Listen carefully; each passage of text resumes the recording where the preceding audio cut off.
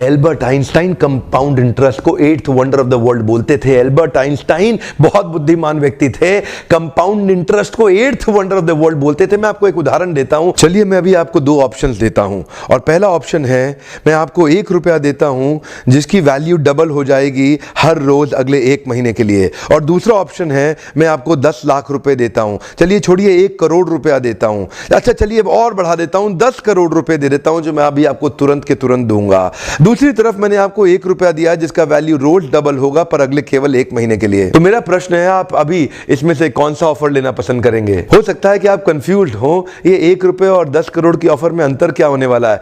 तो समझने के लिए मान लेते हैं कि मैंने 10 करोड़ रुपए रख लिए और आपको 1 रुपया ही दे दिया केवल। देखते हैं कि 5 दिन के बाद क्या होगा। 5 दिन के बाद मेरे पास 10 करोड़ रुपए है पर आपके पास डबल होते होते 16 रुपए हो गए। 10 दिन के बाद मेरे पास तो 10 करोड़ रुपए हैं पर वो बढ़ते बढ़ते आपके पास 512 रुपए हो गए। 20 दिन के बाद मेरे पास अभी भी 10 करोड़ रुपए हैं पर आपके पास बढ़ते हुए 5,24,000 रुपए हो गए।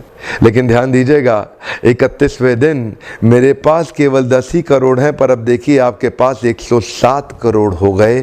इसी को कहते हैं कंपाउंडिंग इफेक्ट, जिसको कि कंपाउंड इंटरेस्ट बोल के एल्बर्ट आइंस्टाइन ने 8वां अजूबा बताया था। शुरुआत में आपको 1 रुपया कम लग रहा था, पहले 5 दिन तक भी कम लगता है, 10 दिन तक भी कम लगा, 20वें दिन तक भी 1 रुपया बहुत कम लगा, लेकिन 31वें दिन बहुत बड़ा रिजल्ट आ गया। आपको एक स्टोरी बताता हूं। एक बार की बात थी, एक राजा थे जो बहुत ही दयालु बहुत ही कृपालु थे और अपनी प्रजा को कुछ भी देने के लिए तैयार रहते थे। एक बार वो शतरंज खेल रहे थे और उनकी प्रजा में से एक साधु उनके पास आए, बोले राजन मैं आज आपसे कुछ मांगना चाहता हूं। राजन मैं आपसे आज कुछ मांगना चाहता हूं। तो राजा बोले मांगो। साधु क्या चाहते हो मांगो। बोले राजन मुझे कुछ ज्यादा नहीं, कुछ अनाज के दाने चाहिए। राजा बोले तौहीन, आप मुझसे कुछ भी मांग सकते हैं पर आप ऐसा क्यों कर रहे हैं? आप केवल अनाज के कुछ दाने मांगेंगे, कुछ भी ले लीजिए ना आप मुझसे। साधु बोले नहीं नहीं राजन, कुछ ही अनाज के दाने चाहिए। बोले कितने चाहते हैं आप? बोले तुम्हारे इस चेस बोर्ड के पहले स्क्वायर में 1 दाना अनाज का रख दो और हर बार अगले अगले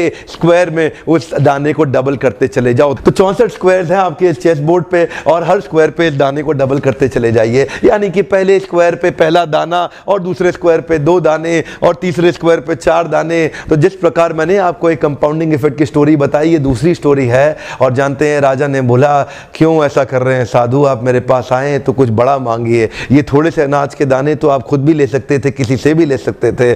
साधु बोले राजन या तो अनाज के दाने दो या मैं चला।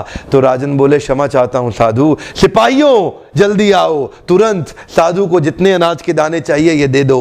तो उसके बाद सारे के सारे सिपाही चले गए और ठीक 5 मिनट के बाद सारे सिपाही दौड़ते हुए आए, त्राही माम राजन बड़ा अपराध हो गया।